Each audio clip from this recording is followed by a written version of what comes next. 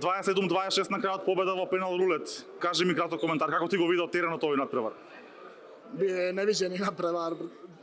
Pretpostavljam da je publika u biti uživala, na kraju smo imali sreće, ali mislim da smo je zaslužili tokom čitave utakmice i na kraju na penalnom ruletu.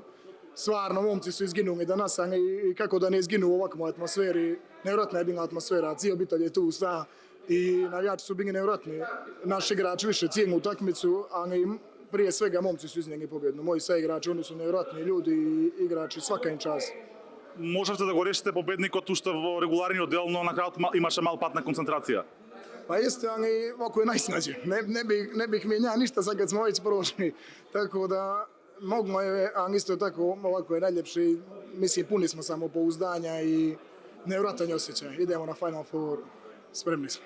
Ова историски пласман за Еврофарм Пелистер во Задар ве чека Веспрем, еден гигант на европскиот ракомет.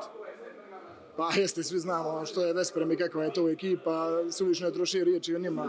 Ali mi ćemo dati sve od sebe, to ste viđeni od početka sezone da ova ekipa gine na svaku loptu, ne izlazimo bez odranih koljena s utakmice, što bi se reklo, tako da to vam mogu garantovati. I da, ako nam se da šansa, što da ne. Hvala i vama puno.